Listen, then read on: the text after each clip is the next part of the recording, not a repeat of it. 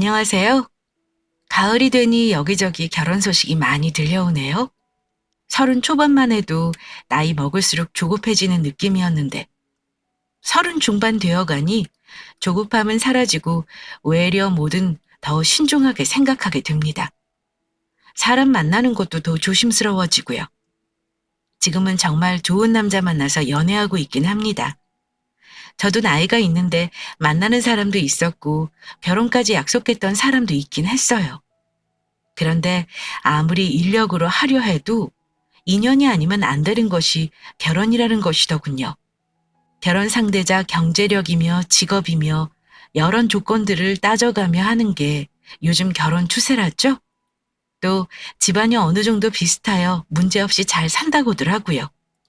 그런데 제가 결혼 준비도 해보고 파혼까지 하며 느낀 건 그래도 결혼은 두 사람의 사랑과 믿음이 기본 바탕이 되어야 한다는 겁니다. 상대방 조건만 이리저리 재고 따지고 손익계산을 하는 순간부터는 결혼이 아니라 결혼 장사가 되는 거고요.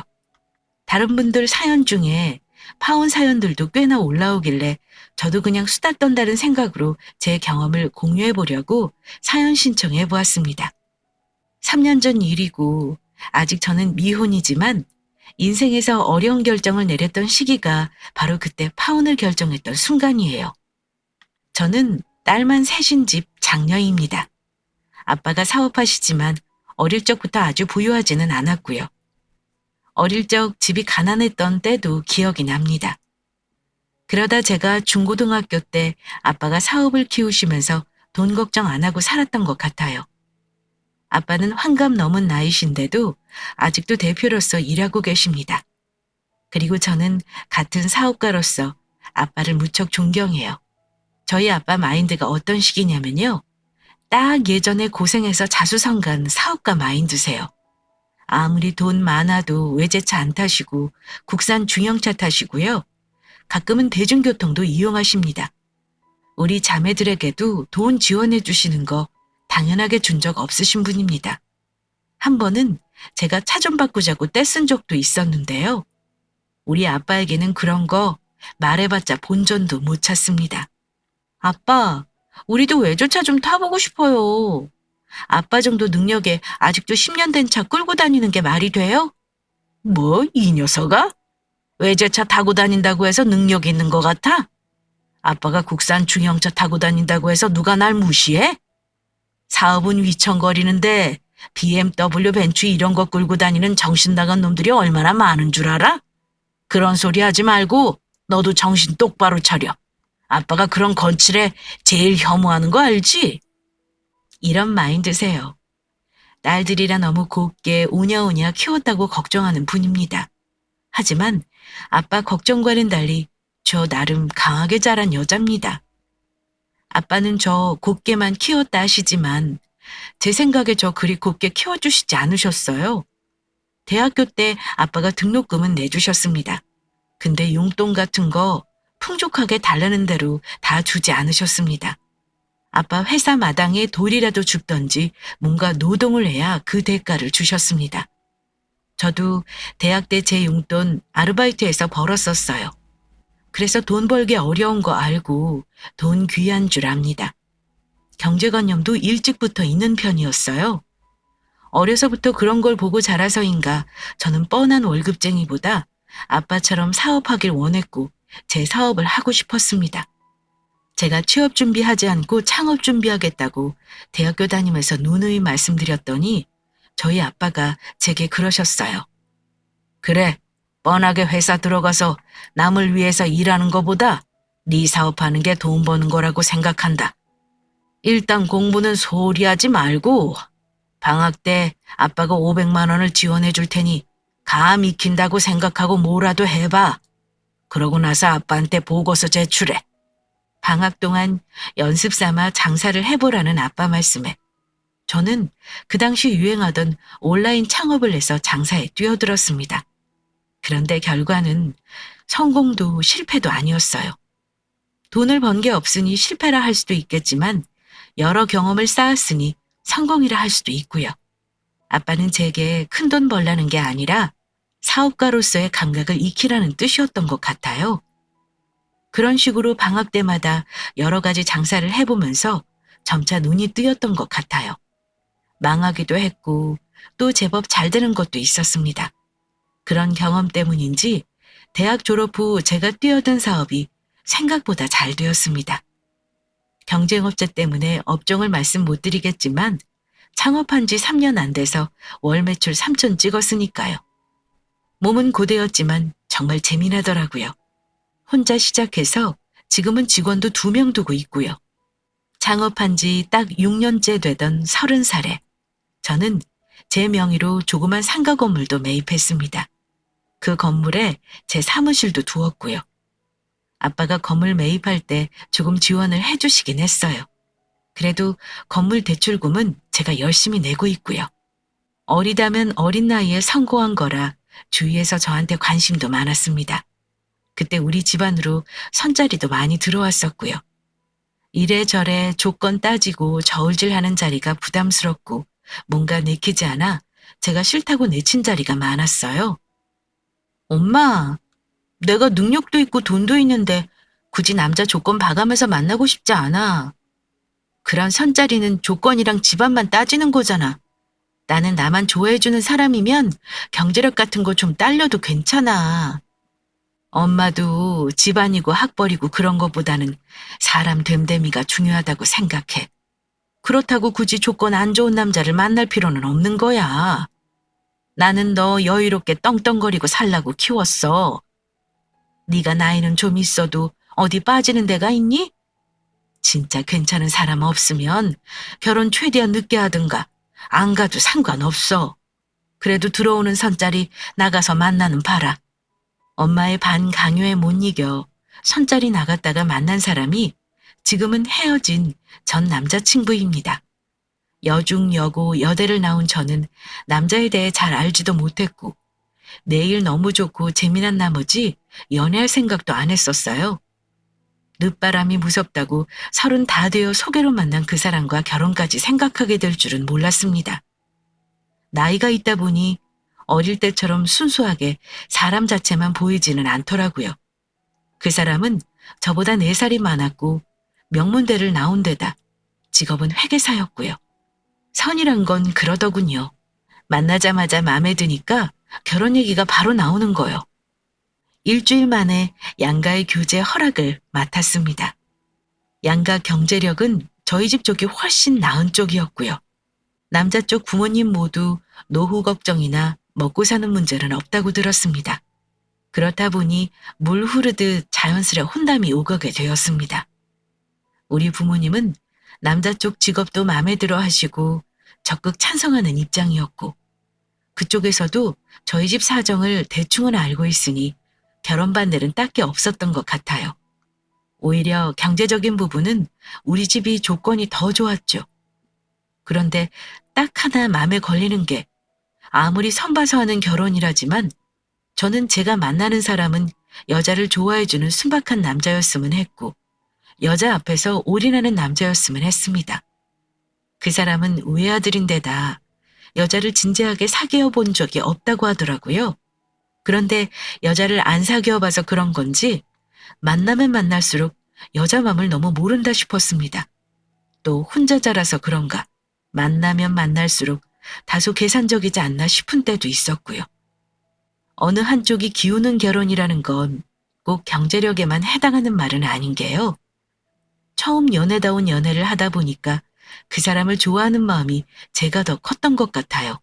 저는 연애를 안 해봐서 좋으면 자주 연락하고 만나는 게 당연하다고 생각하는 사람인데요. 그 사람은 저랑은 좀 달랐습니다. 연애 초반에는 그 사람이 제게 먼저 연락하곤 했는데 연애하는 시간이 조금씩 지나다 보니 제가 더 많이 연락하고 문자하는 일이 많아졌고 심지어 제 문자에 한참 있다가 대답하는 일도 있었어요. 일하는 사람이니 어느 정도는 이해한다지만 서운했던 적도 있었습니다. 현준 씨는 왜 내 문자에 대답을 잘 안 해? 전화한 거 봤으면 시간 날 때 한번 전화해주면 좋잖아. 처음에는 수시로 연락도 하고 문자도 하고 그러더니 지금은 너무 소홀한 거 아니야? 잡은 물고기라 먹여줄 필요 없다. 뭐 이런 건가? 자주 보는데 연락까지 자주 할 필요 있어? 나중에 퇴근하고 연락하려고 한 거지. 부담스럽게 의미 부여하지 마. 그래도 여자는 그런 사소한 거에 서운해하는 거 몰라?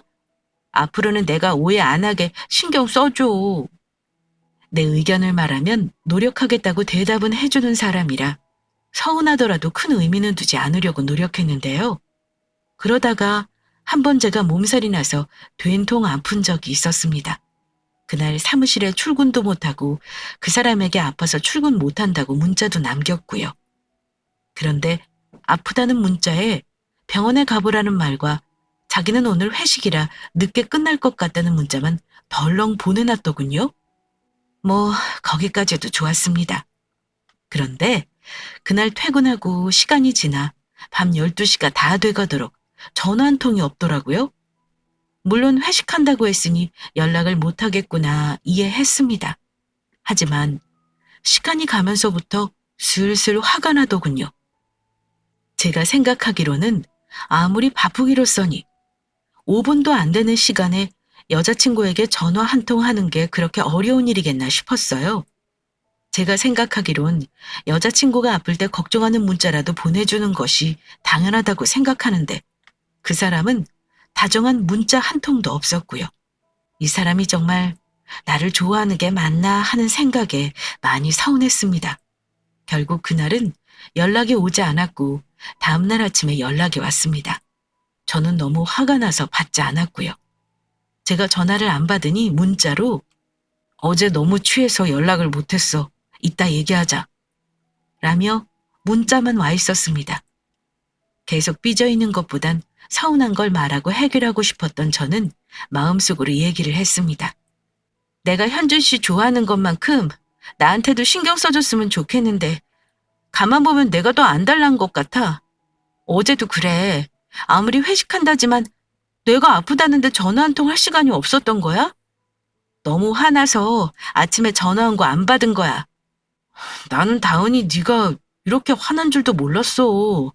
나도 연락할 생각 당연히 했지. 근데 너무 취하기도 했고 정말 시간이 없었어. 네가 서운하다니까 앞으로는 나도 노력해볼게. 저를 많이 좋아하지 않는 것 같다는 느낌에 서운했지만 노력한다는 말 믿고 그 사람 스타일이니 나도 조금은 이해해야겠다 싶었습니다. 그런데 그 사람이 냉정한 부분은 연락 문제만이 아니었습니다. 아마 연애하는 분들이라면 저와 같은 고민 많이 하셨을 겁니다. 바로 경제적인 부분인데요. 둘 다 벌이가 좋지만 어쨌든 결혼하기 전에는 각자 돈이니까요. 일단 제 생각은 이렇습니다. 남자 여자가 데이트를 하면 남자가 다 데이트 비용을 다 써야 한다는 것은 제 생각엔 맞지 않는다고 봅니다. 상황에 맞게 그날에 따라서 자연스럽게 내야 하는 게 맞다고 생각해요. 예를 들어서 그 사람이 밥을 샀다 그러면 다음에 뭐라든 제가 부담을 합니다. 그런데 만나는 시간이 좀 지나니까 특히 돈에 대해 집착이 강하고 너무 계산적인 모습을 보이더라고요. 어느 순간부터 그 사람은 자기가 하나를 하면 하나는 제가 꼭 해야 하는 것이 되었습니다. 심지어 어쩔 때는 그 사람이 미리 저한테 말까지 합니다. 이건 다은이 네가 계산해. 내가 밥 샀으니까. 이런 식으로요. 당연히 저도 속으로 그렇게 할 작정이었는데 저렇게 입 밖으로 꺼내버리면 그 말 듣는 순간 좀 짜증이 납니다. 매사에 너무 계산적이다 싶어서요. 연애 초반부터 늘 하던 말이 있긴 했습니다. 다은이는 어떤지 모르지만 나는 여자가 무언가를 바라는 게 싫어. 관계라는 게 어느 한쪽에 바라기만 하고 주기만 하게 되면 오래 못 가. 서로 주고받는 게 공평하지. 물론 틀린 말은 아니죠.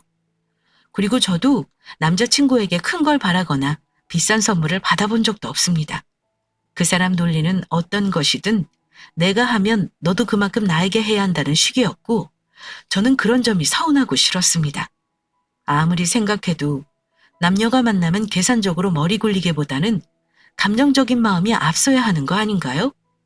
상대가 좋으면 뭐라도 해주고 싶고 행복해하는 모습 보면 그거에 만족을 느끼고 더 해주고 싶은 게 당연한 거잖아요?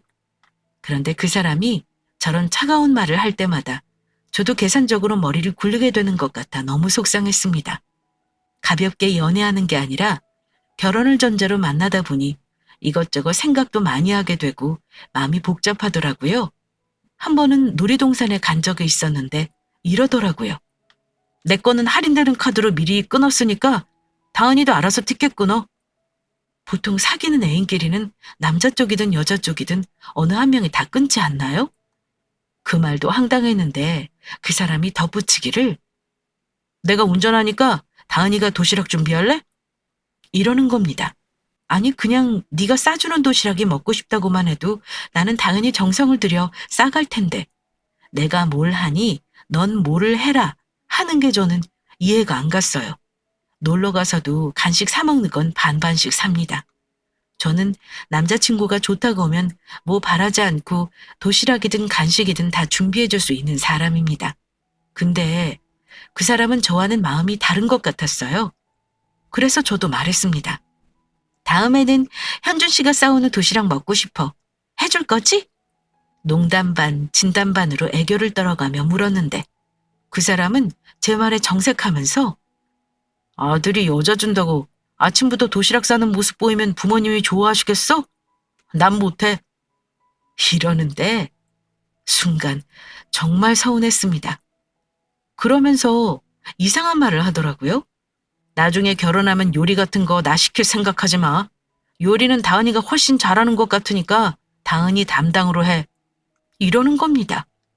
저희 아빠가 부지런하기도 하지만 엄마한테 다정한 편이라 청소도 하고 쓰레기도 가져다 버리고 요리도 잘하시고 하세요. 회사 대표여도 엄마 심심하실까봐 늘 일찍 들어오시고요. 우리 아빠는 엄청 자상하셔서 요리도 자주 하시고 집안일도 거의 다 하셔. 엄마랑 두 분이 빨래도 같이 정리하시는데 설마 여자만 집안일 해야 한다 이런 생각 갖고 있는 건 아니지? 제 말을 듣더니 한다는 말이 아니 옛날 세대에 그런 사람이 있어? 내 친구들은 결혼하고 집에서 아무것도 안 해. 분리수거는 가끔 도와준다더라. 다들 돈 잘 벌잖아. 와이프는 집에서 노는데 집안일은 여자가 다 하는 게 당연한 거 아니야? 네가 어려서 나랑 세대 차이 나나 보다. 네 아버진 진짜 대단하신 거야. 4살 차이가 세대 차이라고? 내 친구는 8살 차이 나는 남편이랑 사는데 남편이 집안일 같이 다 하더라. 그리고 돈이라면 나도 만만치 않게 버는 거 몰라? 내가 현준 씨보다 수입은 더 많아. 그거 모르고 하는 말 아니지? 돈 잘 버는 사람이 집안일 안 하는 게 아니라 각자 자기 집안 분위기에 따라 다른 거지. 우리 집은 남자들이 부엌 들어가서 뭐하고 그런 분위기 아니야. 그래도 결혼하면 요리 빼고 다른 건 같이 도와줄게. 마치 본인의 일은 아니지만 도와줄 수는 있다는 뉘앙스에 화가 났지만 더 얘기하면 싸움될 것 같아 그냥 그렇구나 하고 말았습니다. 그런데 나중에 한참 생각하니 기분이 별로 좋지 않은 겁니다. 어디를 가더라도 늘 하나 주고 하나는 받아야 하는 계산적인 모습과 저런 사소한 대화에서 느껴지는 가부장적이고 남성 중심적인 사고방식들을 보면서 내가 지금 잘못하는 게 아닌가 하고 고민을 하게 되었습니다. 저를 많이 사랑하는 것 같지 않아서 그 점도 고민이었고요. 결혼에 대한 확신이 없어 제가 물어보면 또 대답은 잘합니다. 나는 다은이랑 결혼할 거야. 내 마음 몰라? 내가 지금 만나는 여자가 있는 것도 아니고 다른 여자 만날 에너지도 없어. 우리 결혼하면 딱 잘 살 것 같아. 너무 헷갈려 하지 마. 집안끼리 비슷하고 서로 조건 맞는다고 다 잘 살아? 나는 잘 모르겠어. 그것도 중요하지만 나는 우리 둘이 감정적으로 너무 건조한 게 아닌가 싶어. 주변에 봐. 열렬히 사랑한다고 결혼하더니 열렬히 싸우고 갈라서는 사람 많아. 우리 정도면 딱 좋은 결혼이지. 나랑 결혼해주는 거 고맙게 생각하고 있으니까 그런 생각하지 마. 그렇게 말하는 걸 들으면 솔직히 머리로는 납득은 가면서 뭔가가 서운하달까요? 긴가민가 하면서도 제가 끌려갔던 것 같아요. 어느 한쪽이 싫다고 하면 결혼 못할 텐데 결혼은 저와 하겠다고 하니 나름 결혼 준비도 진행했습니다. 양가에 인사도 드리기도 했고 부모님 상견례 날도 잡았고요. 그런데 결혼 준비를 하기 시작하면서 여러 가지 문제가 생기더라고요. 그중 가장 큰 문제가 집 문제였습니다. 제가 알기로 시댁이 먹고 사는 문제 없이 잘 산다고 들었거든요. 그런데 실제 제가 본 모습은 그리 잘 사는 것 같아 보이지 않았어요. 물론 부모님이 연금 받아 생활하고 집도 자가라고 했지만 남자친구 공부시켜 회계사 만들어 놓은 거 외에는 그리 내세울 만한 게 없어 보였고요. 사실 신혼집은 시가 8억 정도 되는 아파트 제가 해가기로 미리 말했었습니다. 아빠가 다른 건 몰라도 딸들한테 집 한 채씩은 주고 싶다고 하셨고 저도 감사히 받았어요. 그 말 듣고 예비 시모가 엄청 좋아하셨고요. 그래도 집은 남자가 해가야 하는데 우리 쪽에서 조금 도와줄 생각이 있으니까 엑스만 생각한 거 한번 말해볼래?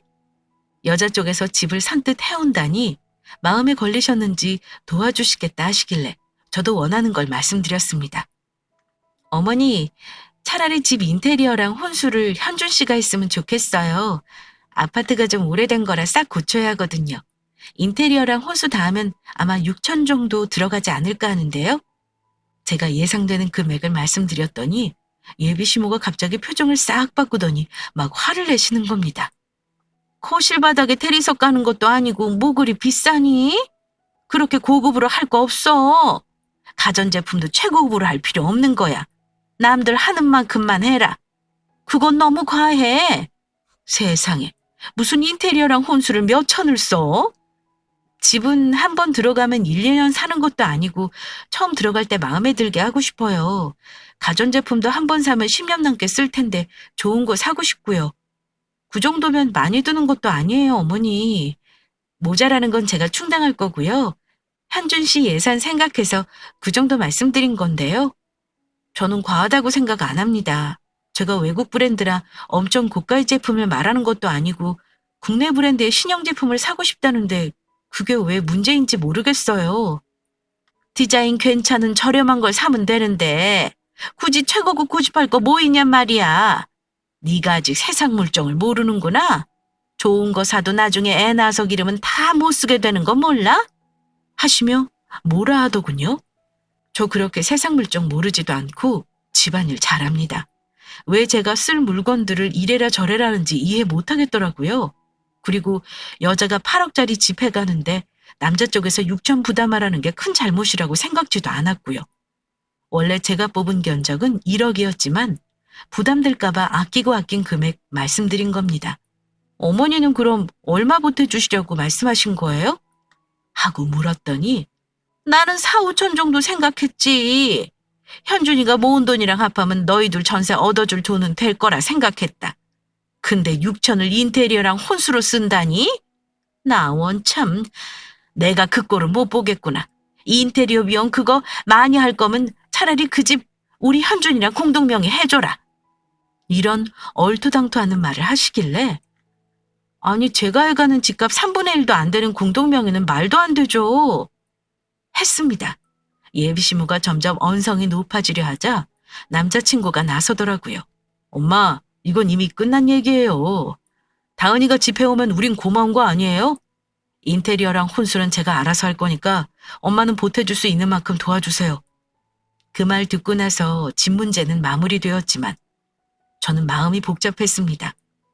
제가 아예 없는 집에 요구하는 것도 아니고 남자가 집을 해가야 한다면서 돈을 보태주시겠다 말씀하시던 분들이 왜 갑자기 돈이 없는 척 하시는 건지 저는 이해를 못하겠더라고요. 게다가 양가 집안 수준 비슷하니 저는 제가 집 해간다고 하면 당연히 더 보태주실 줄 알았습니다. 그런데 돈 6천에 저렇게 펄펄 뛰실 줄 누가 알았겠어요? 그러고 돌아와 부모님께는 말씀도 못 드리고 혼자 끙끙댔고요. 그때 정신이 좀 번쩍 들었어요. 이건 좀 아니지 않나 싶어서요. 그렇게 생각하면서 조금씩 불쾌하게 생각하던 제가 결심을 굳힌 계기가 있었습니다. 그 사람이 그전까지는 안 그랬는데 저한테 조금씩 집안의 재산에 대해 물어보더라고요. 장인어른은 부동산 재산도 꽤 되시나 봐. 땅도 많으신 것 같던데 그거 재개발되면 돈 엄청 버시겠더라. 우리 신혼집 아파트 말이야. 그것도 시간 지나면 시세 많이 오르겠지? 글쎄, 지금 오를 만큼 오른 거라 더 오르지는 않겠지. 라며 틈틈이 부모님 자산에 대해 묻던 그가 한 번은 이런 말을 하더라고요. 다은아, 장인어른 회사는 네가 물려받을 거야? 보통은 집안 식구들이 가업 물려받잖아. 근데 너는 통 관심이 없는 것 같아 보여서 나는 내 사업하기도 바빠. 둘째 동생이 지금 아빠 일 배우고 있고 막내도 학교 졸업하면 회사 들어간다니까 알아서 하겠지. 그래? 네가 회사 일 안 한다고 나중에 재산 안 물려주시진 않겠지? 너희는 딸만 있으니까 부모님 돌아가시면 똑같이 나눠주시겠고. 근데 그래도 네가 장녀잖아. 그럼 조금이라도 더 주시지 않을까? 이게 어찌 보면 별말 아닌데요. 결혼 준비하는 내내 이게 맞는 걸까 고민하던 제 상황에선 저렇게 부모님 재산 및 유산에 대한 말이 자꾸 많아졌던 게 뭔가 굉장히 계산적이고 차갑게 느껴졌어요. 별 대꾸는 안 했었는데 그런 생각까지 하고 있다는 걸 알게 되니 기분이 썩 좋지는 않았습니다. 상견례 날은 다가오는데 마음이 갈팡질팡하는 상태였고요. 친구들한테 이런 마음 얘기하면 결혼 전에는 다들 그런다고 하더라고요. 부모님께는 애써 심란한 마음 감추고 있었는데 상견례 며칠 앞두고 아빠가 할 말이 있다며 저를 어두운 얼굴로 부르시는 겁니다. 저는 아빠가 힘들다고 말하는 걸 본 적이 없었어요.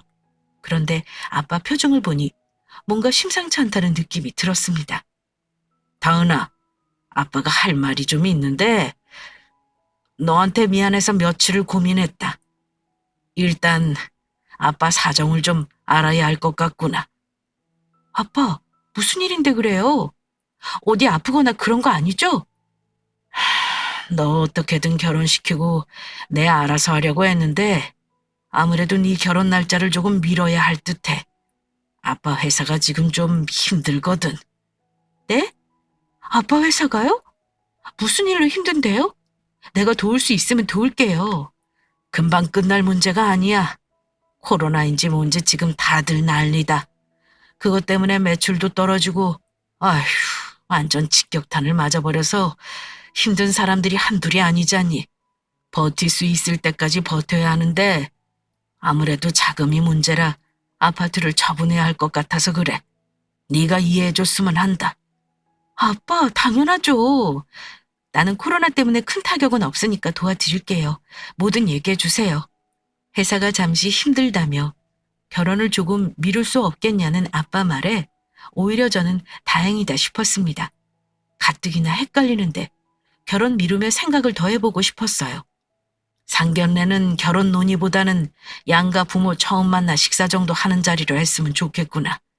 사돈댁에 우리 사정 말씀드리는 것도 내가 직접 하는 게 예의일 것 같고 말이다. 네, 아빠. 그렇게 해요. 안 그래도 요즘 코로나 때문에 결혼 많이 미루더라고요. 잘 됐지 뭐. 아빠는 내 결혼보다 일단 회사에 집중하세요. 결혼이야 뭐 언제든 맘만 먹으면 할 수 있는 거니까요. 사실 결혼 날짜는 양가 부모님이 사전에 예비로 정해놓은 날이 있었는데요. 그걸 미루자고 하시더라고요. 얼른 저를 결혼시키고 싶어 하셨던 아빠인데 그런 말씀까지 하신 거 보면 아마 아빠 사업이 어지간히 힘드셨던 것 같습니다. 그래서 저는 남자친구에게 저희 집 사정을 말하기 위해 만나자고 했어요. 정해진 결혼 날짜를 미루는 거라 직접 만나 자세히 설명하는 게 옳다고 생각했고요. 현준 씨, 우리 결혼을 좀 미뤄야 할 것 같아. 우리 아빠 회사가 지금 힘든가 봐. 지금 자영업자들 다들 난리인 거 알지? 나야 매출 타격 크게 없는데 아빠는 당장 자금 때문에 어렵대. 그래서 부동산도 급하게 처분하시겠대. 우리 신혼집 하기로 한 아파트 말이야. 그거 먼저 처분해야 할 것 같다 그러시네? 집은 나중에 우리 둘이 반반해도 되는 거잖아. 일단 아빠 일이 우선인 것 같아. 현준 씨가 이해해줬으면 좋겠어. 나는 이해가 안 간다. 우리 신혼집은 그냥 놔두셔야 하는 거 아니야?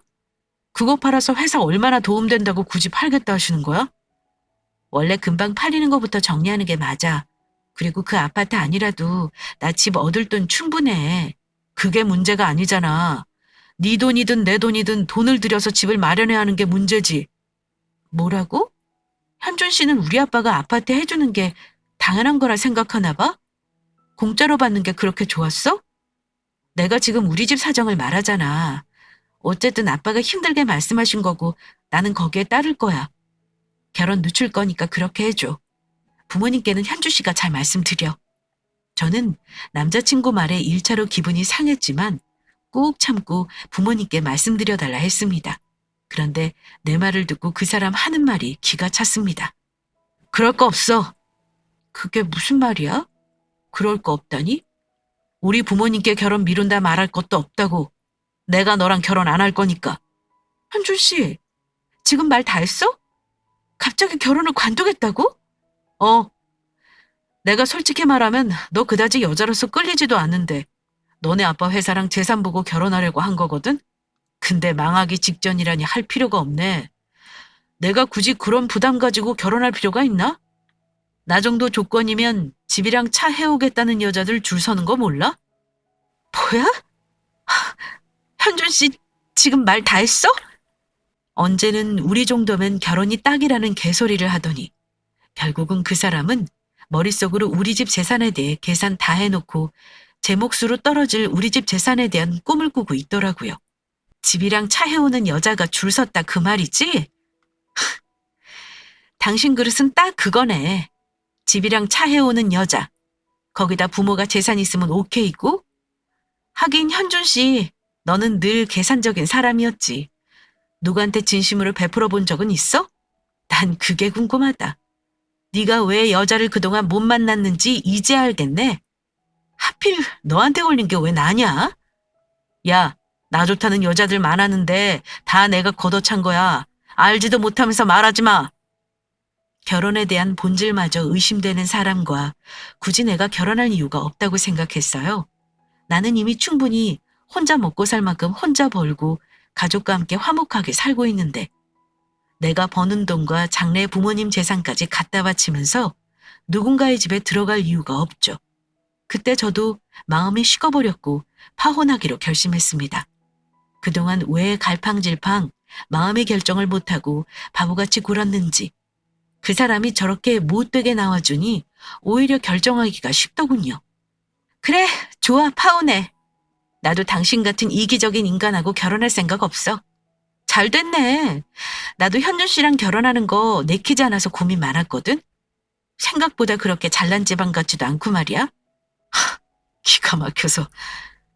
야, 우리 부모님도 너 나이 많아서 싫어하셨어. 내가 좋게 말해서 겨우겨우 너 본 거야. 알아?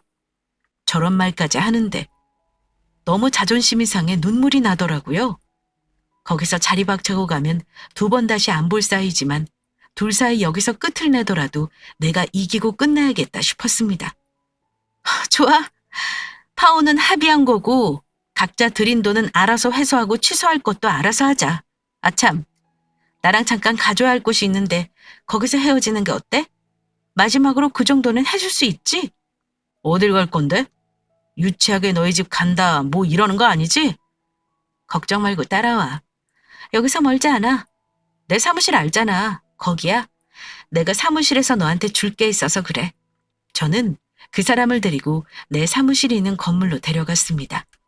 저 데리러 몇 번을 왔다 갔다 했으니 그 사람도 어디 있는지는 잘 아는 건물이었고 모르는 게 있다면 그게 제 소유라는 거였죠. 건물 앞에 도착해 제가 잠깐 기다리라고 했습니다. 당신 줄 거 가지고 올게. 여기서 잠깐 기다려? 내가 준다는 게 궁금하긴 했었는지 안 입고 온 표정으로 알겠다고 하더군요. 저는 사무실 문을 열고 들어가 쓰레기통 하나를 비우고 물을 받았습니다. 그리고 그걸 들고 밖으로 나갔어요. 그리고 뻘쭘하게 서 있는 그 인간이 나를 돌아볼 틈도 없이 가져간 찬물을 확 끼얹어 버렸습니다. 이게 뭐야? 너 미쳤어? 무슨 짓이야? 유치하게. 너 이럴 거야? 한겨울에 찬물 세례를 맞은 그놈이 악을 쓰며 어쩔 줄 모르더군요. 지나가는 사람들이 쳐다보고 있으니 나를 어찌하지도 못하고 발만 동동 구르는 게 얼마나 통쾌하던지요. 야, 내가 줄 건 다 줬다. 찬물 맞고 정신 차려. 알겠냐? 그리고 이 건물 말이야. 이거 4명의 건물이야. 너 몰랐지? 어차피 결혼하면 알게 될 거라 나중에 서프라이즈 해줄라 그랬는데 이러려고 그랬나 보다. 너 아까 그랬지. 차하고 집 해오는 여자들 줄 섰다고.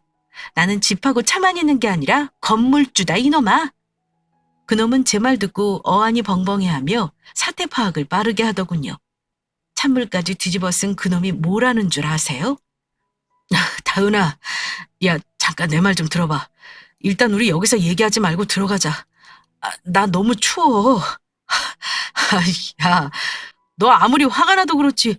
고작 남자가 곤주 한 번 부린 거야 이렇게 결혼 깨자는 말이 쉽게 하고 그래? 어? 여기 보는 사람 많으니까 일단 네 사무실로 들어가자. 이 건물 네 거라고? 야, 너 진짜 대단하다. 다시 봤어. 나도 너 다시 봤어. 너 계산적인 인간인 줄은 알았는데 이거 내 건물이라니까 또 아쉽냐? 들어가긴 어딜 들어가. 여기서 꺼져. 다은아, 진짜 미안. 아까 장난이었어, 장난. 네가 갑자기 결혼 미루자고 하니까 괜히 나를 재보나 싶어서 심한 말 한 거야. 알잖아. 내가 너랑 결혼하고 싶어 한 거. 내가 좋은 게 아니라 우리 집 돈이 좋았던 거겠지? 뭐 장난? 결혼이 장난이냐? 난 할 말 다 했으니까 꺼져 줄래? 저는 뒤도 돌아보지 않고 그대로 집으로 돌아왔습니다. 그놈하고 거기서 그렇게 파혼하고요. 부모님께도 파혼하고 와서 말씀드렸습니다. 아빠에게 자초지종 말씀드렸는데 화내시면서 그놈이 제 발로 복찬 거라고 잘했다고 하셨습니다. 아쉬운 건 우리 쪽이 아니라 그놈 쪽이었는지 한동안 전화로 시달리고 집에 와서 무릎 꿇고 우리 부모님께 빌고 난리도 아니었습니다. 저희 부모님 그동안 제가 겪었던 거 아시고는 그 사람 싹싹 비는데도 아랑곳 없이 내치셨고요. 귀하게 키운 내 딸 돈으로만 보는 자네 집안에 못 보내. 늦게 보내도 되고 결혼 안 해도 우리는 상관없네. 자네 같은 사람 또 만날까 무서워서 누구 억지로 만나게 할 생각도 없어. 자네도 그만 포기해. 이 결혼은 이미 끝났어. 장가 가고 싶거든. 자네 다시는 그런 식으로 여자 만나지 말게. 내가 마지막으로 하고 싶은 말은 그것뿐이야. 아빠가 결혼 허락할 생각이 없다는 걸 확실히 알고 나서야 찾아오는 거 그만두더라고요. 속이 엄청 쓰렸겠죠. 그렇게 돈 좋아하는 사람인데 내 건물이 얼마나 눈앞에 아른거렸겠어요? 자존심 다 버리고 일단 얘랑 결혼은 하자. 이런 결심으로 무릎까지 꿇은 거 저 다 압니다. 그때 주변 지인에게 결혼한다고 소식을 전했었기에 파혼 소식 알리는 게 참 부끄러웠습니다. 하지만 부끄러운 제 마음과 달리 제 친구들은 고맙게도 위로의 말을 해주더라고요. 그런 따뜻한 위로로 힘든 시간 견뎌낼 수 있었습니다. 벌써 햇수로 3년이 지났건만 가끔 생각하면 여름 받습니다. 그래도 억울하게 파혼당한 게 아니라 제가 할 말 다 하고 이겼다고 생각해요. 소식 들어보니 그놈은 아직 결혼 못하고 사는 것 같더라고요. 저는 다 극복하고 그 인간보다 더 잘 살고 있어요. 아직 결혼 생각은 없고요. 솔직히 말하면 그 사람보다 저 많이 좋아해주는 남자 잘 만나고 있습니다. 지금은 사람 만나는데 결혼을 목표로 생각하지 않거든요. 그놈과 연애가 워낙 힘들어서 그랬는지 지금 만나는 사람과는 너무 행복합니다. 사실 저는 우리 집안 경제력이나 조건이면 이런 일을 겪지 않고 순탄히 결혼할 거라는 확신이 있었던 사람이라 파혼했던 일이 무척 자존심이 상했거든요. 저랑 비슷한 경험을 한 사람들의 수많은 사연을 들어보며 같이 화났다가 위안도 얻었다가 이렇게 제 사연까지 보내게 된 이유는 파혼을 한 제 선택이 틀리지 않았음을 다른 분들께 확인받고 싶었어요. 다른 분 사연에 제가 힘을 얻었던 것처럼 다른 누군가도 저로 인해 힘들 얻으셨으면 했고요. 저는 고민이 깊으신 분들은 제 사연 듣고 힘내서 결단 내리실 수 있길 바랍니다. 결혼해야겠다는 압박감과 나이 들어가는 거에 대한 두려움이 싫어서 아니다 싶으면서도 결혼하려고 애써봤던 것 같아요. 그런데 그럴 필요 없었다는 걸 지금은 잘 압니다. 여러분, 파혼은 파혼해버리고 끝이지만 이혼은 평생 쫓아다니는 꼬리표가 될 거라는 거 잊지 마세요. 이제는 정말 훌훌 털고 다시 빠른 시간 내에 저의 본 모습으로 돌아가고 싶어요. 긴 사연 들어주셔서 감사합니다.